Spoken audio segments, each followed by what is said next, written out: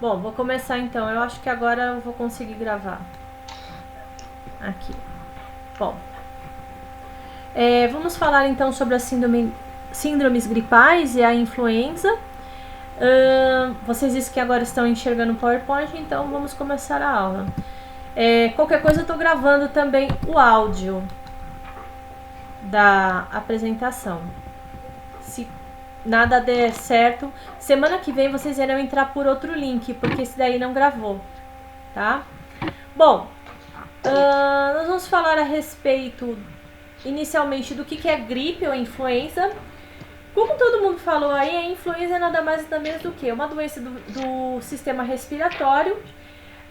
O grande problema da influenza é que ela tem ela tem uma virulência grande, ou seja, ela infecta muito, e ela também tem uma mortalidade grande. Por quê? Porque principalmente as pessoas que têm comorbidades ou são gestantes, ou são idosos, ou têm comorbidades, elas acabam se tornando o quê? Mais vulneráveis às doenças respiratórias, principalmente a síndrome respiratória aguda. A influenza, em geral, ela é um RNA vírus de hélice única e tem 3 subtipos distintos. Existe o tipo A, que na verdade ele infecta tanto humanos, suínos, cavalos, mamíferos marinhos e aves, ou seja, ele pega uma gama grande aí de seres. A B, que ele, no caso, infecta exclusivamente humanos. A C, que é um tipo de gripe que ocorre em humanos e suínos. E a D ela é conhecida por infectar principalmente porcos e gados. E a D não tem nenhuma infecção humana observada.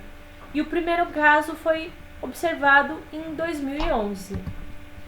Bom, ainda falando sobre a influenza, existem 4 tipos antigênicos, que é a influenza A, que é a mais grave, a B é menos grave, e a C ela é associada a sintomas menores, ou seja, ela é menos grave ainda que a B.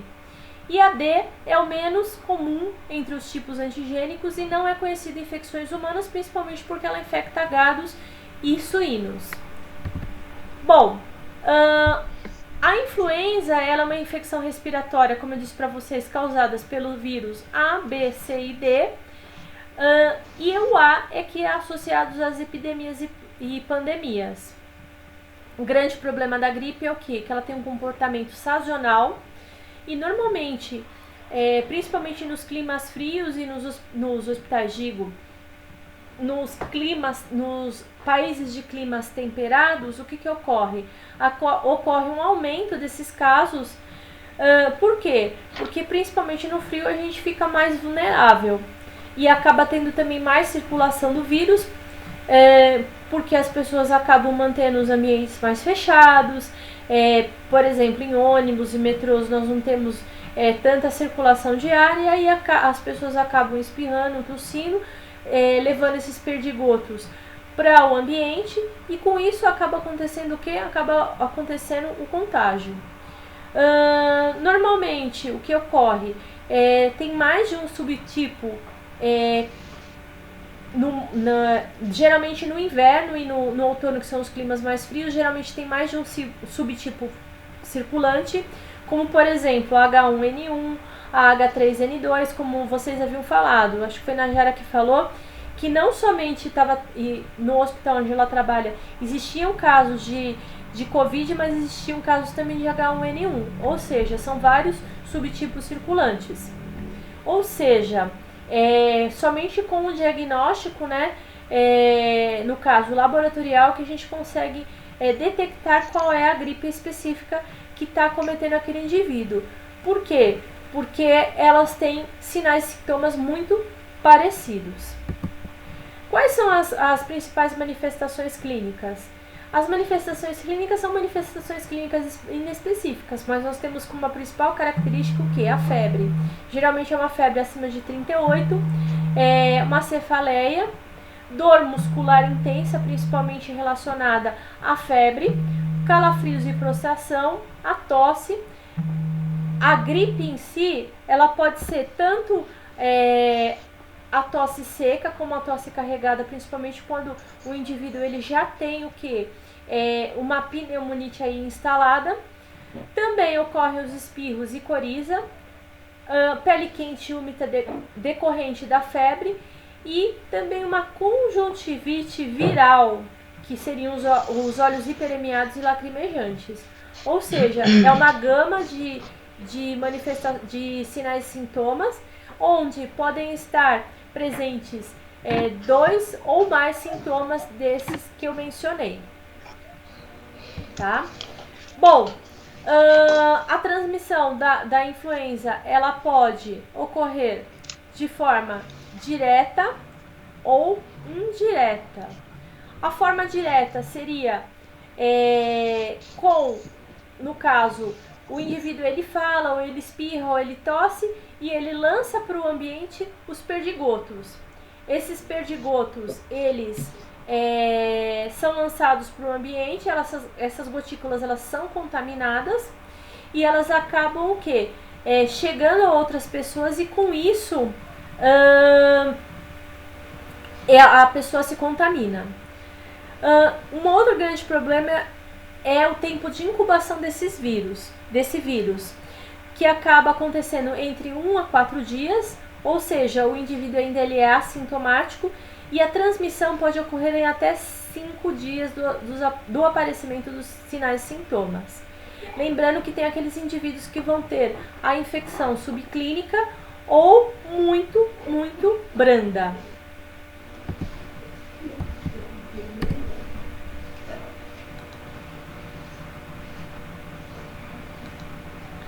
E ainda a transmissão indireta.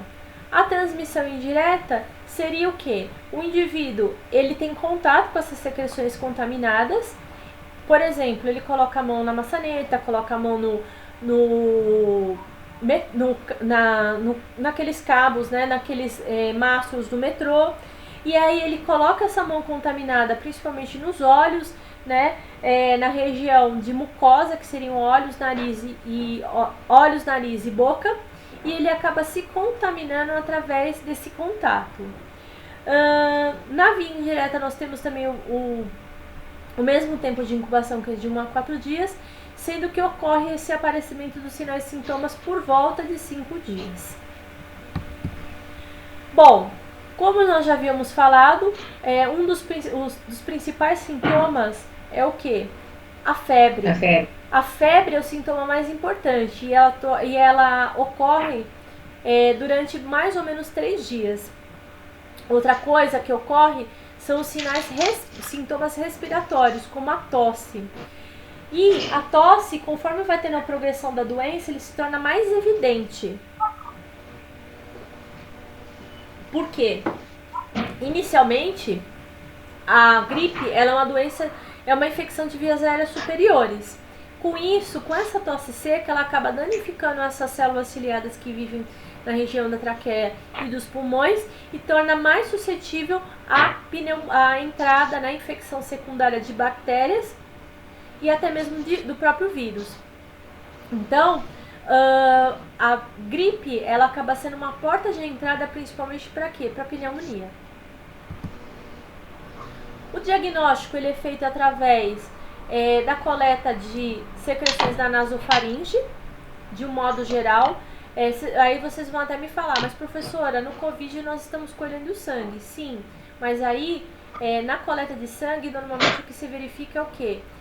São partículas do vírus, e aí se faz o teste antigênico para ver se ele reage, para se determinar o tipo da gripe específica.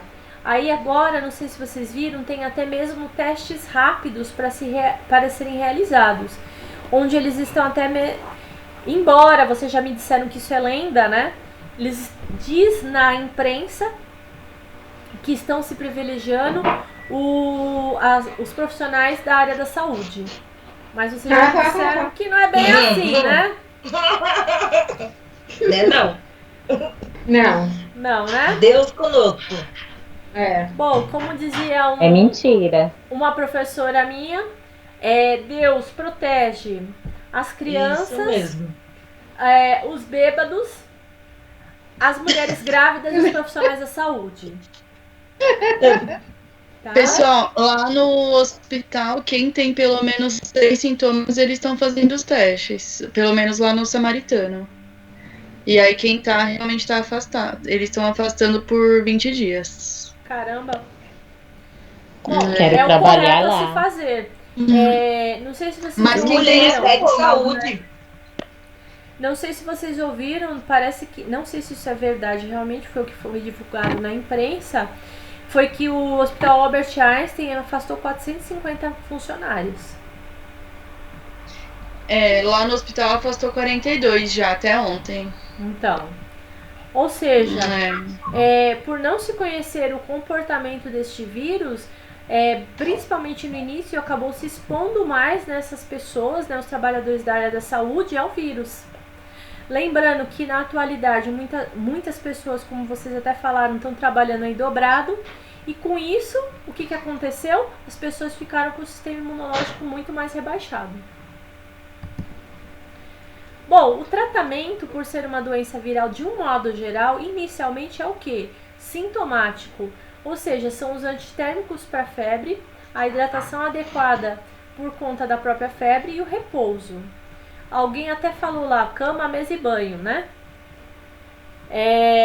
Então acaba sendo esse tratamento. No caso da H1N1, ainda nós temos os antivirais, que é o oseltamivir e o zanamivir, que são duas drogas que inibem a neuraminase do vírus da influenza A e B. No caso do Covid, nós temos aí a cloroquina, que está sendo em caráter experimental. Nos casos mais graves, nós temos também o suporte ventilatório hemodinâmico e o tratamento, né, para se manter o indivíduo, no caso, sedado, hemodinamicamente estável. Dependendo do estado da pessoa, existe até a necessidade das drogas vasoativas. Bom, como em todas as gripes, a grande complicação das síndromes gripais são o quê? As doenças respiratórias, no caso, baixas, né? As infecções de vias aéreas baixas, que seria uma delas a pneumonia. No caso, quando o indivíduo começa a ter sintomatologia mais grave, que já está sendo acometido pela pneumonia ou pela pneumonite, como no caso do Covid, é necessário uma internação. E também, devido aos sintomas incomuns, podem ser confundidas principalmente com viroses respiratórias e causas de resfriado. Nesse caso específico do Covid, está muito claro o que é. Bom, nós devemos lembrar que existem alguns grupos que eles são considerados grupos de risco para síndromes gripais. Entre eles, nós vamos ter as gestantes em qualquer idade gestacional, também as puérperas. Lembre-se, como digamos assim, o organismo da mulher está voltado para o feto, ele acaba tendo um rebaixamento do sistema imunológico. Também os adultos, principalmente em idade igual ou superior a 60 anos, porque com o envelhecimento nós temos o declínio de todos os sistemas, né? O funcionamento ele se torna menor dos sistemas. E um dos sistemas que acaba diminuindo a sua efetividade é o sistema imunológico. As crianças menores de 2 anos, por quê? Porque as crianças menores de 2 anos, elas têm o quê? O sistema imunológico dela está o quê? Não totalmente formado. A população indígena aldeada, porque eles vivem de que forma? Aglomerados. E também os menores de 19 anos com uso prolongado do AS, até mesmo pelo motivo pelo qual a Yara comentou. Ai, professora, mas quem que usa AS? Principalmente pacientes que têm problemas crônicos e principalmente pacientes cardiopatas. Então, os riscos de complicação são nesses grupos. E um outro grupo que eu esqueci de mencionar, que acho que está no próximo slide, são os indivíduos que têm o quê? Doenças pré-existentes, que são as comorbidades. No caso, as pneumopatias, DPOC, asma, por exemplo. Cardiovasculopatias, nefropatias, hepatopatias, as doenças hematológicas de um modo geral, distúrbios metabólicos. E distúrbios metabólicos nós falamos o quê? Por exemplo, diabetes. Também transtornos neurológicos. Por quê? Os transtornos neurológicos eles vão comprometer principalmente a função respiratória, com risco de aspiração.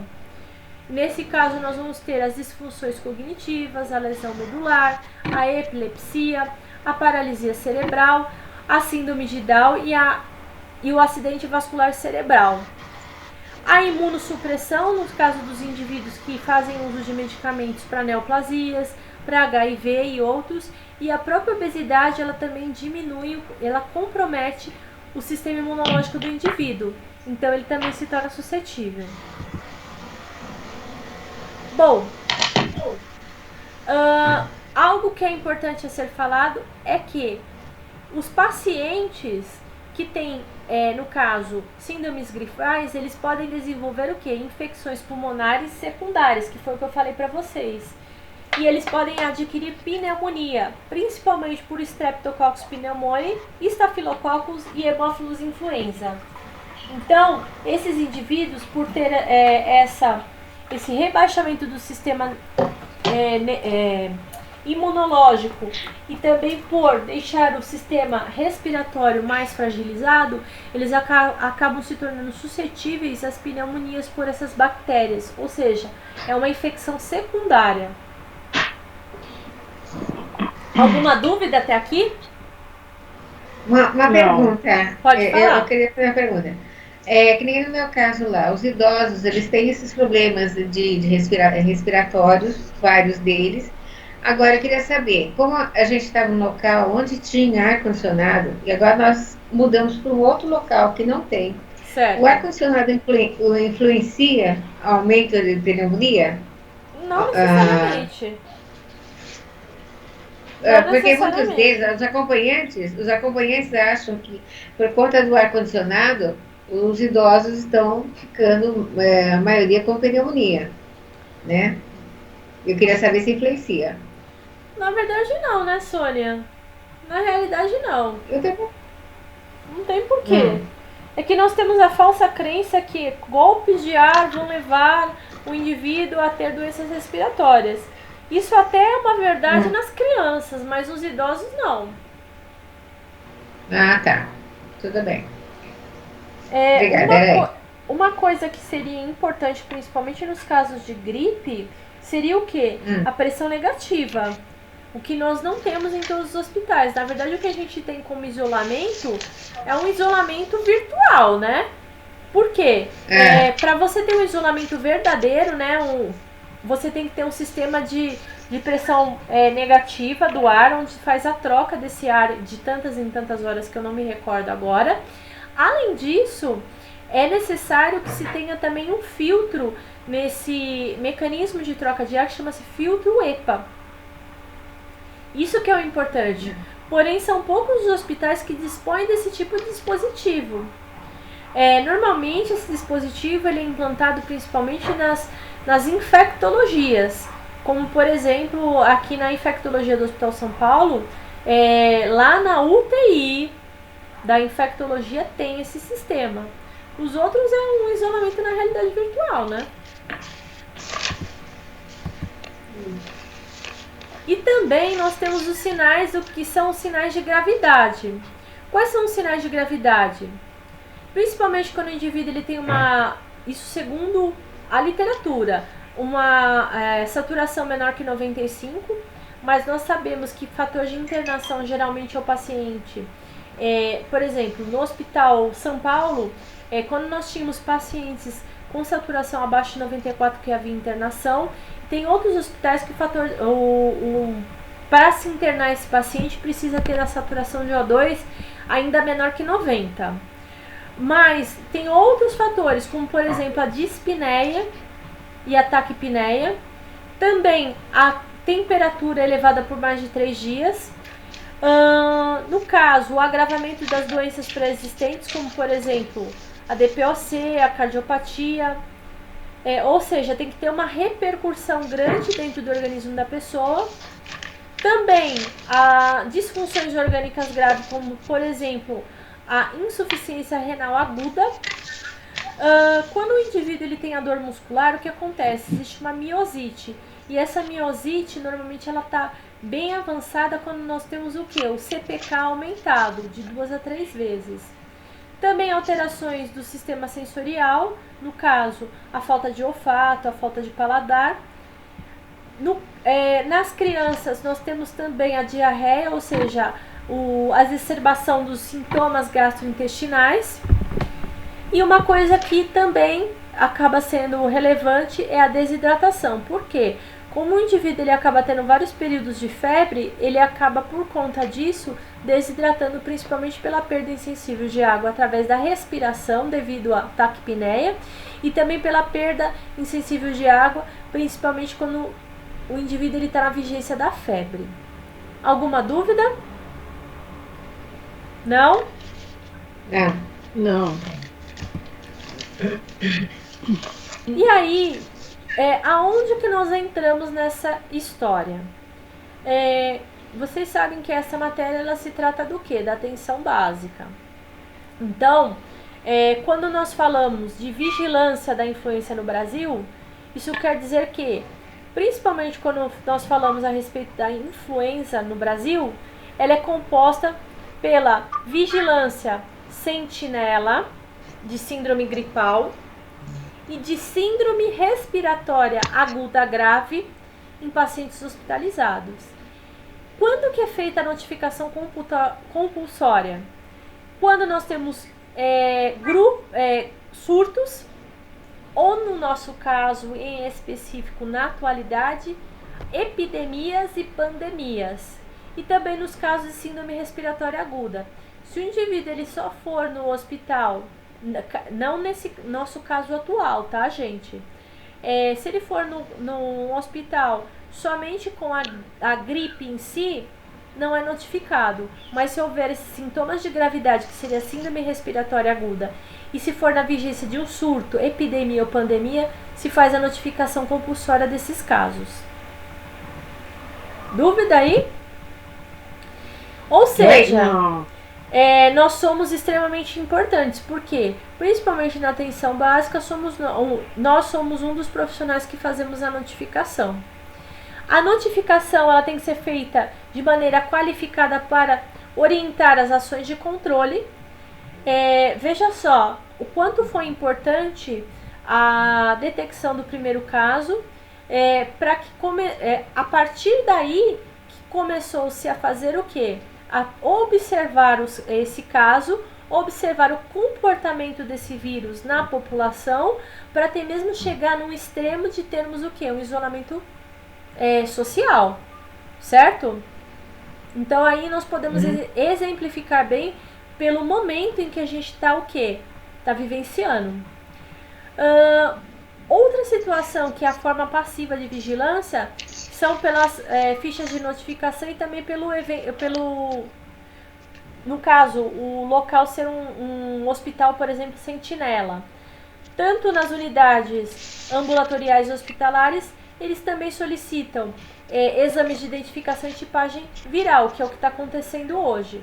Não sei se vocês viram, o Instituto Adolfo Lutz, ele tem uma fila, né, digamos assim, de exames ainda para realizar, de casos que são o quê? Casos suspeitos, para que se possa notificar. Aí vocês vão até me perguntar, mas Vanessa, as pessoas já morreram, é necessário ainda que se faça esse exame? Sim, exatamente para a gente ter uma ideia do comportamento desse vírus na população e para que se possa quantificar o número de óbitos, que isso é importante, porque se eu tenho um número de óbitos elevado, isso quer dizer que essa doença é uma doença grave, então precisam ser tomadas outras atitudes, né, outras condutas para que se possa erradicar e prevenir essa doença. Ou seja, nós enfermeiros temos um papel importante? Com certeza. Mesmo porque nós orientamos a população. Para as síndromes gripais, no caso, para controle da influenza, uma coisa que é extremamente importante é a vacinação. quando o profissional da saúde ele tem contato com esse paciente ou são pacientes imunodeprimidos, nós também temos o quê? A quimioprofilaxia e também temos a educação em saúde. Bom, o que é esse evento Sentinela que eu falei para vocês? Na verdade, ele é uma rede de unidades distribuídas em todas as regiões do país, que ela tem como objetivo identificar os vírus respiratórios circulantes, como por exemplo aí no Covid. Ele é um vírus respiratório circulante que ele não estava o quê? Que ele não havia sido detectado, né, antes, embora houvessem outros tipos de coronavírus, né? Mas este em específico ainda não havia sido detectado. Só fazendo uma ilustração, eu recebi um vídeo onde falava o seguinte. Opa! Eita!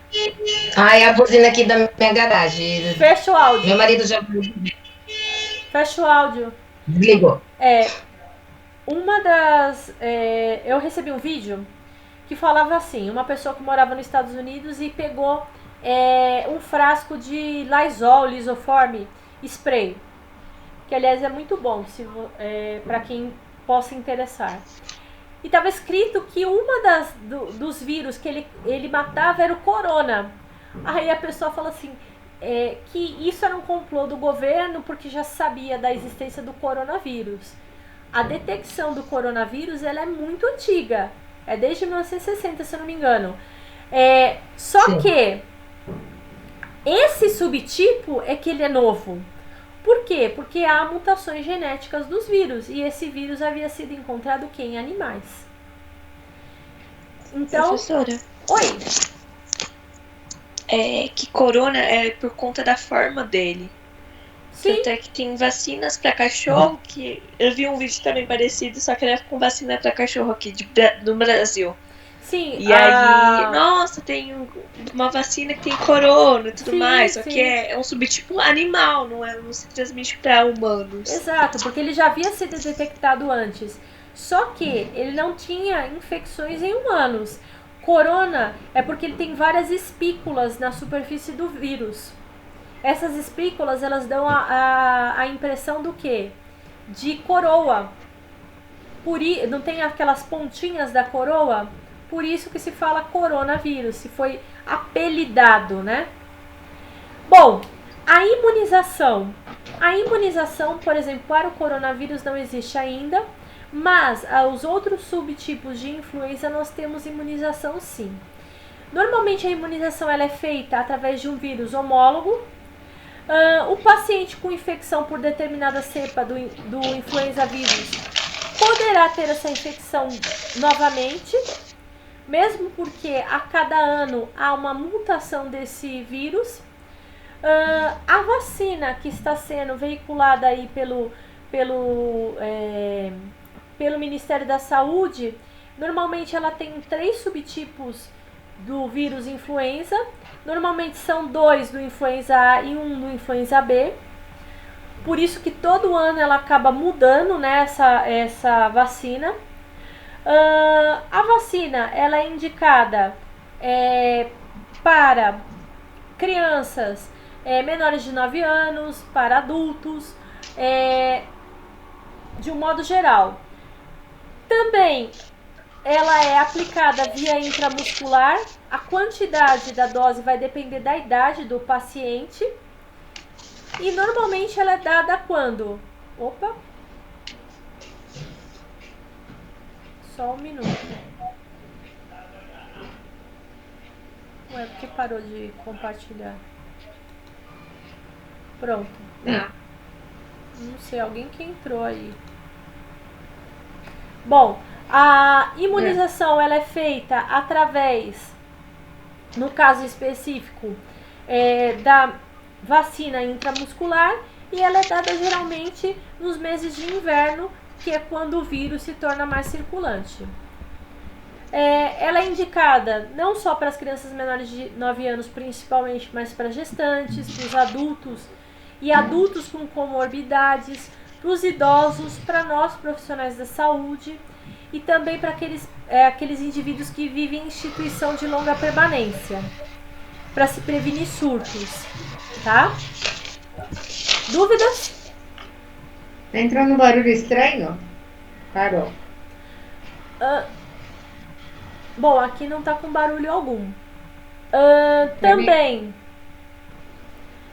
nós temos indivíduos que são do grupo prioritário, que são aqueles que vocês já sabem, que são os indivíduos com mais de 60 anos, crianças de 6 meses a 5 anos de idade, as gestantes e as puérperas, os povos indígenas, a população principalmente carcerária, os profissionais da saúde e os indivíduos com maior risco de complicações, que são aqueles que têm comorbidades. Para quem que é contraindicado essa vacinação? Os indivíduos que têm hipersensibilidade à proteína do ovo e a outros componentes da vacina. Para quem já tomou vacina da gripe, sabe que até 48 horas depois o braço ele fica bem dolorido, tá? E pode ter até um eritema local. Também pode ocorrer febre, astenia, ou seja, cansaço, mialgia e cefaleia de 6 a 12 horas após a aplicação. Gente, quem diz que toma a vacina da gripe e fica gripado depois é mentira. O que ocorre? O indivíduo ele já teve contato com gripe ou com resfriado e ele começa a ter sintomatologia. E calha de ser quando ele tomou a vacina, por quê? Porque a vacina é dada nos meses mais frios, tá? Mas ninguém fica doente por conta da vacina em si. O que é a quimioprofilaxia? Geralmente a quimioprofilaxia ela é feita no quê? Em quem? Nos indivíduos que têm condições ou fatores de risco de agravamento e que não tenham sido vacinados. Essa quimioprofilaxia normalmente eles fazem, pode ser por imunoglobulina ou pode ser através mesmo da própria vacina, depende do grupo. Bom, normalmente é feito nos profissionais de saúde também que não tenham sido vacinados ou que foram vacinados há menos de 15 dias com a imunoglobulina. E também aqueles que realizaram procedimentos em casos suspeitos ou confirmados de influenza, que resultem em aerosolização de materiais sem equipamento de proteção individual. Por exemplo, numa intubação orotraqueal sem máscara. Também nos imunodeprimidos que tiveram aí, independente da sua situação vacinal, porque imunodeprimidos de um modo geral, dependendo da imunossupressão, às vezes eles não fazem a vacinação. Também nos residentes de instituições de longa permanência durante os surtos. E normalmente ela é realizada... gente, só desliga o áudio. Normalmente ela é realizada no intervalo inferior a 48 horas do contato. Tá? A dose geralmente ou ela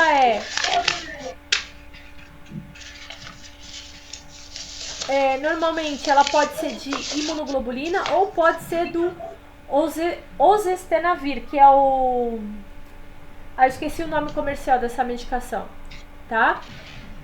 Durante 10 dias, mas ele é proibido o uso indiscriminado. Tamiflu, isso mesmo. Tamiflu. Geralmente ele é contraindicado no uso indiscriminado dessa medicação.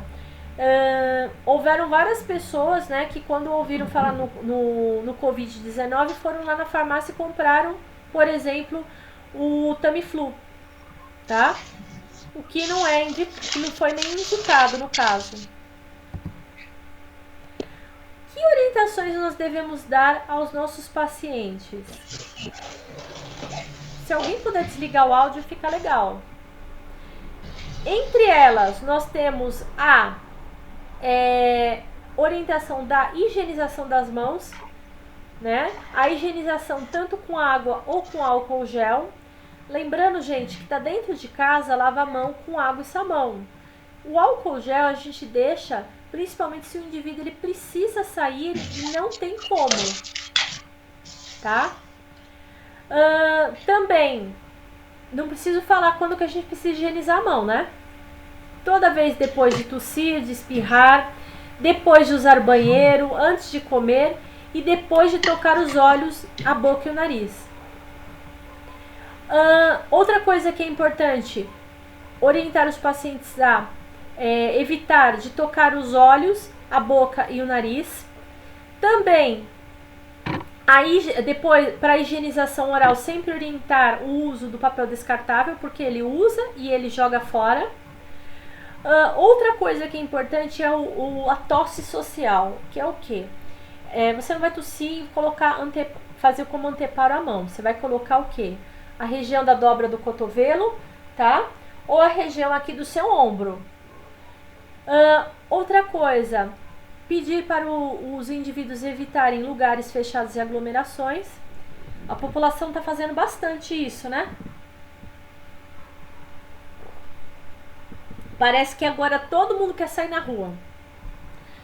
Pelo menos aqui na região ainda tem bastante gente na rua. Por quê? À medida que eu confino as pessoas em lugares fechados, eu vou ter as pessoas podem lançar no ambiente o perdigoto e também, nesse caso, ocorrer uma contaminação em massa. E orienta-se esse indivíduo a ficar aonde? Em casa, caso seja necessário sair, ele precisa utilizar a máscara descartável, que vai ser um anteparo. Dúvidas? Dúvidas? Não. E aí, quando que usa equipamento de proteção individual? As máscaras cirúrgicas, e hoje em dia está se falando muito a respeito disso, a gente vai utilizar quando existe o quê? A infecção e para os profissionais da saúde, porque nós vamos ter o quê? Uma barreira. Embora na atualidade o principal EPI está sendo também o quê? A N95, porque a disseminação do Covid, por exemplo, está sendo por quê? Por aerossóis.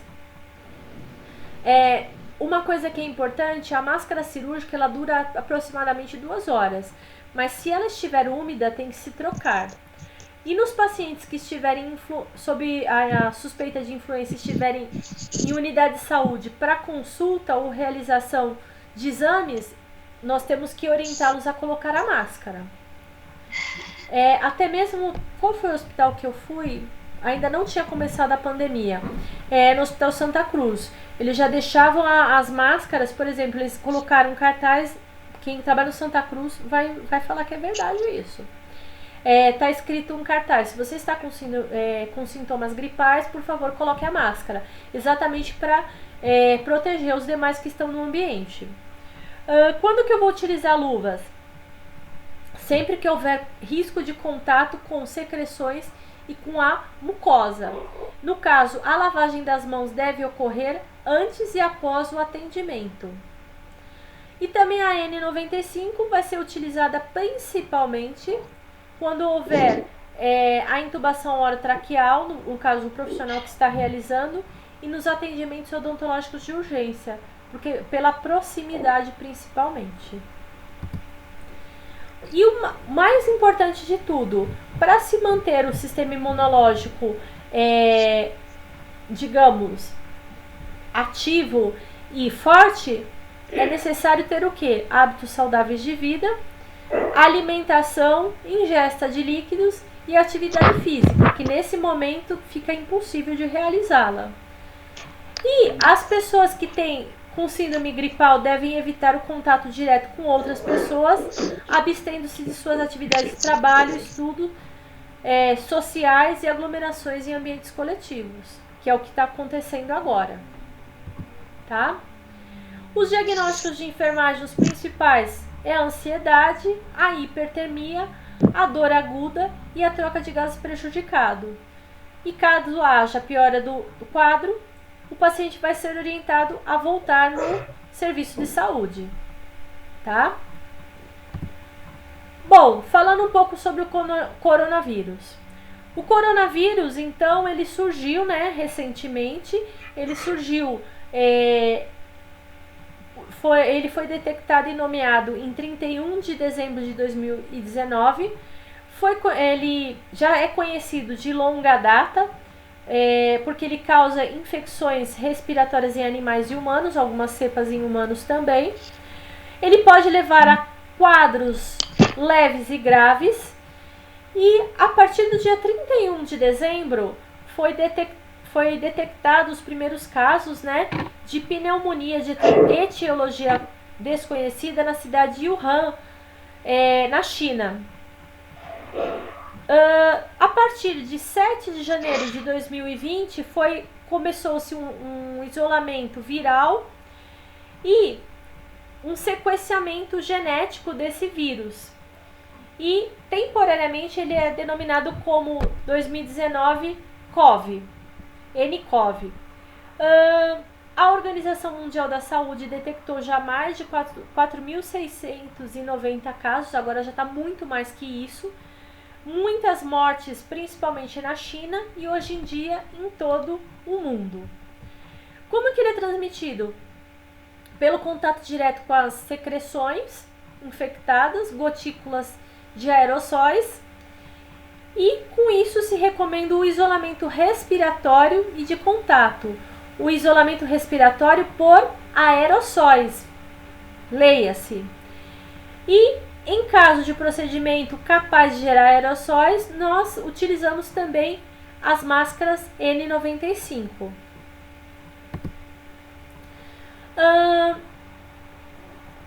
Bom, nas últimas décadas o coronavírus se destacou principalmente por quê? Porque ele gerou algumas epidemias também. Em 2002 ele levou também a síndrome respiratória aguda grave na China, que teve uma mortalidade de 9,6%. E também em 2012 houve uma síndrome respiratória lá do Oriente Médio, que foi identificada em morcegos, camelos e humanos, que começou na Arábia Saudita e acometeu aproximadamente 2.000 pessoas no mundo, ou seja, ele não é tão novo assim. E hoje era o que eu tinha para falar para vocês, tá? Dúvida, gente? Professora, eu tenho uma. Pode falar. Eu vou...